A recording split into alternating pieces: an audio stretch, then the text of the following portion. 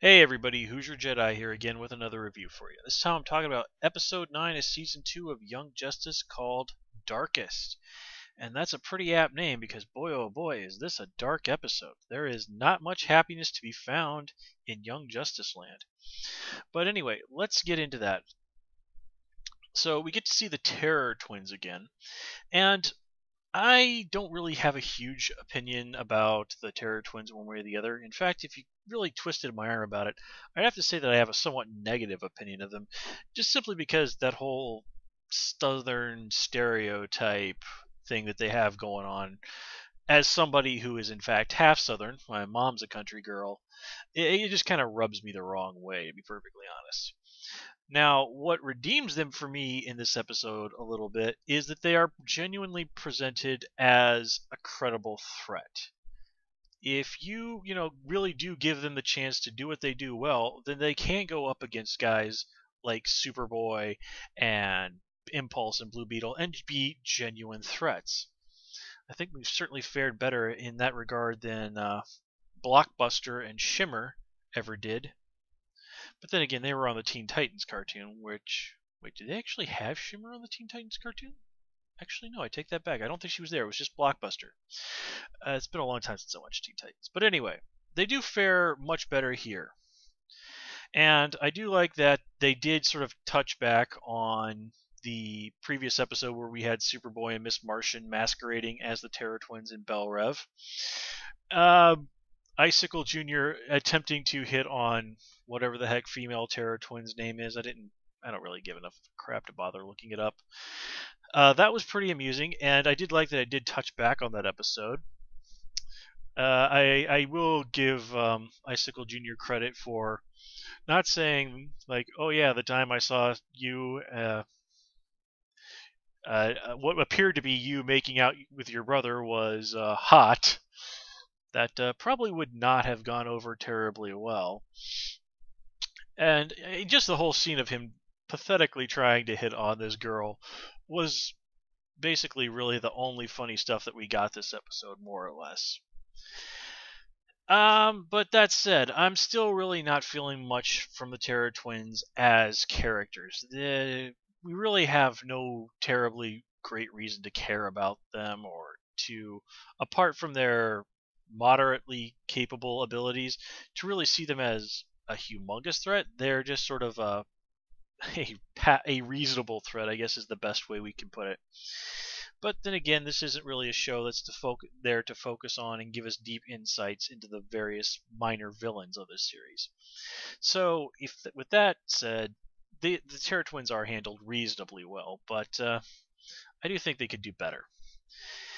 Now, with that said, speaking of villains, we are introduced to Artemis's new villainous identity of Tigress. And this makes me wonder if Artemis and Nightwing and Aqualad are not the stupidest people on the entire planet. Okay, it is established that Artemis's mom, back during her supervillain days, did go by the name of Tigress. And let's see, here we have a girl who is going by the name of Tigress, and when somebody grabs up the name and a riff on the costume of a previously established character, it is natural for both heroes and villains to wonder, do they in fact have some sort of connection? So let's see, we have a teenage girl about approximately the same age as Tigress's daughter, one of Tigress's daughters, who, by looking at her, you can see through her mask that she is at least partly of Asian heritage, and she also seems to... You know what? I think I've made my point.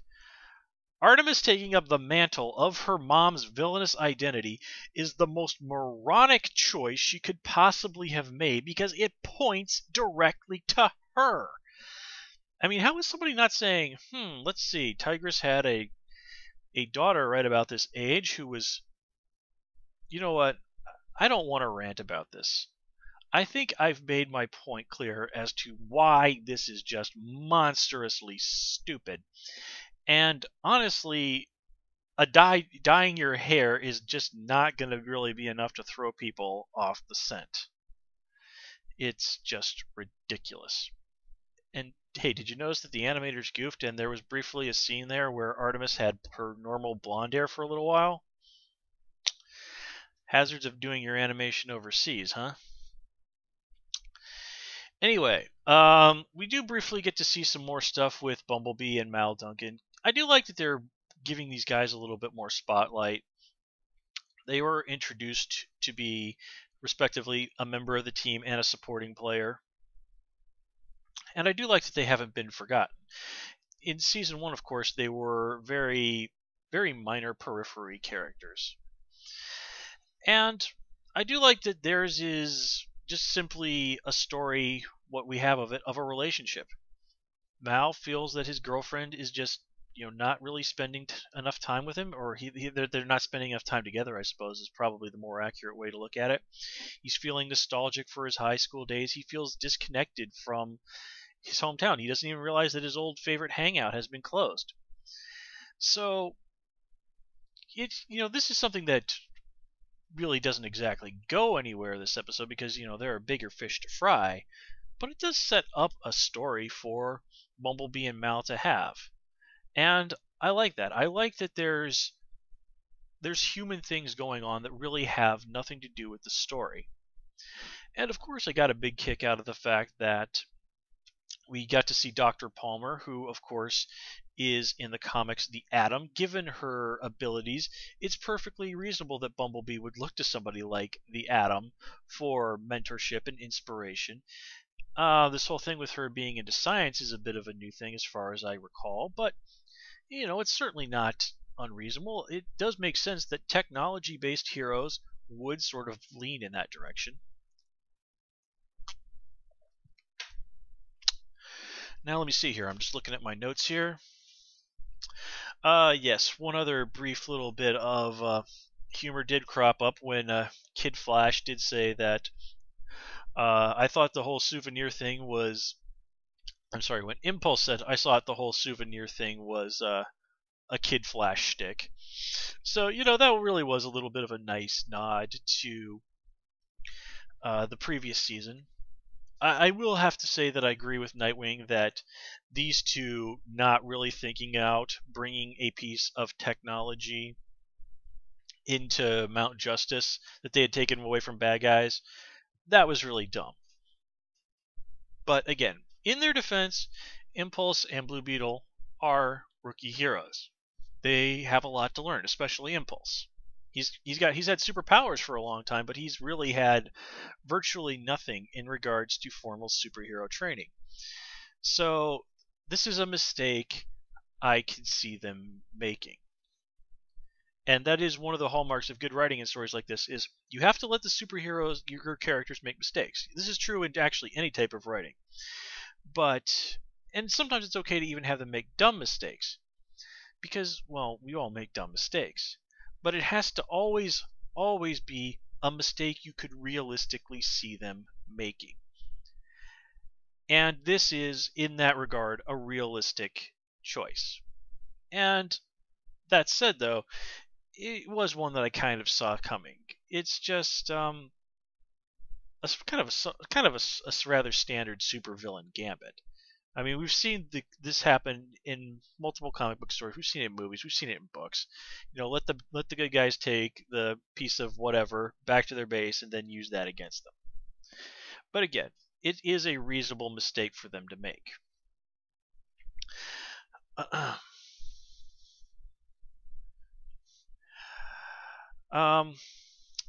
Sorry, just looking over my notes here.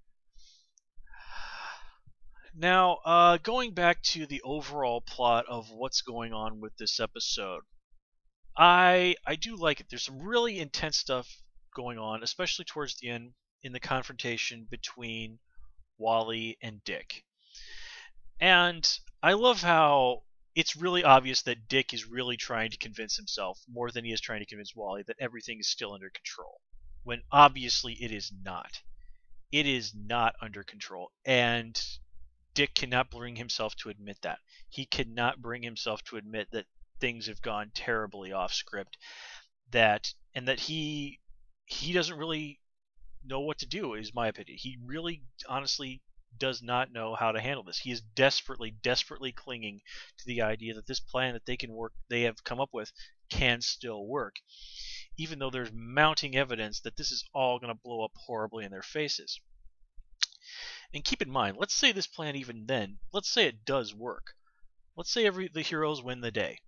Even then, he's basically going to have to say that to, Jaime and Bart and Garfield, that yeah, we kind of planned for that to happen. You guys getting kidnapped wasn't part of it, but sorry, dudes.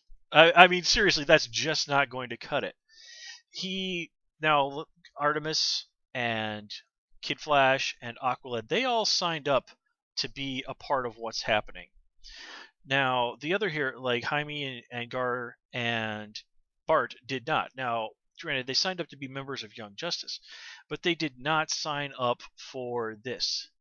They have, through really Nightwing's carelessness, been dragged into a life-threatening situation where they're stripped of their powers and are essentially at the mercy of the villains. That is not something that they are going to easily forgive, or at least if they don't want to be the victims of stupid, bad writing, they're not going to easily forgive. But I have enough faith in the show that I don't think that's going to be a problem. And I mean, just going by the absolute blow up that Wally has with Dick, yeah, there's going to be some extraordinarily serious recriminations doled out once this is over with, even if the good guys do win the day. And I do think that this actually is extraordinarily in keeping with Wally's character. Because remember last season when he just absolutely went off on Artemis for blowing that mission? And this was only just shortly after he had really kind of stepped in there and been there for her when she needed someone. I do like a lot about this version of Wally that he is willing to go out there and really just call people out when they need to be. In a way, he reminds me a little bit of Xander from Buffy the Vampire Slayer, in that when that needed to happen, it was usually Xander who was the one that took the would lead the charge on doing that. And that led to more than one really emotionally brutal scene in Buffy.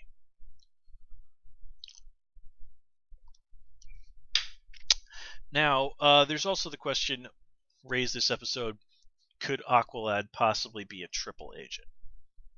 Honestly, I think this is a red herring. After everything that's going on, having Aqualad turn out to be a triple agent, well, it's an interesting idea, but it's one that just doesn't, at this point, feel emotionally true to me. It would seem like a really convoluted sort of thing.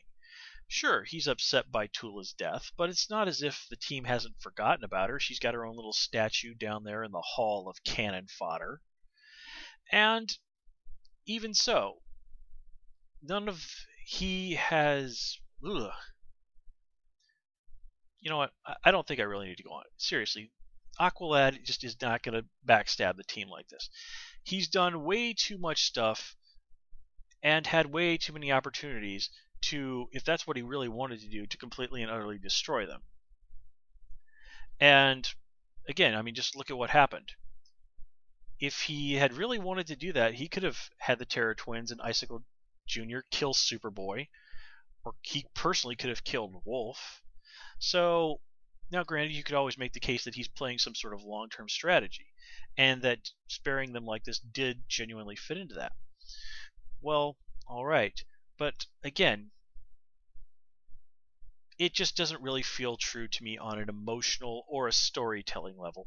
So, again, I'm just going to call this a red herring. But going back to what I said just a minute ago about the Mount Justice being destroyed, again, this is just further proof that Nightwing's plan is out of control. I mean, look, he and Superboy and Wolf, even though they did manage to escape the explosion, still almost died in it. And again, this is most certainly not his plan.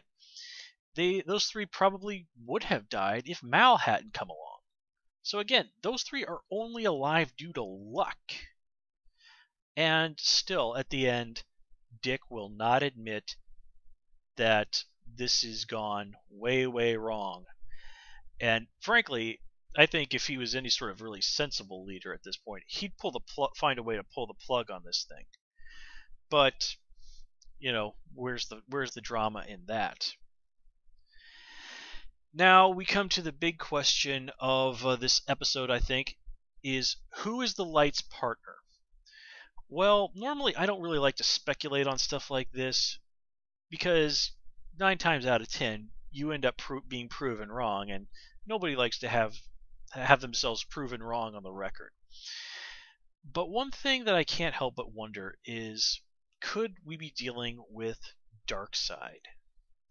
I mean, the idea of Darkseid having a group of villains who are his partners who call themselves the Light, the irony of that just really seems to me like the sort of thing Darkseid would enjoy. And we have seen hints throughout the season that there are people in the background going around doing things who probably work for this agent. Remember when the Apalaxian aliens were on the rampage? So again, that's just a theory of mine. But Darkseid is one of the all-time great DC villains. He has, of course, multiple times tried to invade and conquer the Earth. And, he is one of those alien threats who would be really interesting. It'd certainly be more interesting than, say, Mongol or the Dominators. I mean, I guess you could say possibly Brainiac. He'd be a good choice, but they've done so much stuff with Brainiac over on Justice League that, well, not that they didn't do quite a bit with Darkseid on Justice League as well, but no, I'm kind of thinking that I'm kind of leaning towards it possibly being Darkseid. But, I could be wrong. I guess we'll find out. Anyway, folks, that's all I really have to say for this episode. Until next time, please comment, rate, and subscribe. You can, of course, follow me on Twitter at HoosierJedi. And until next time, take care and have a good one.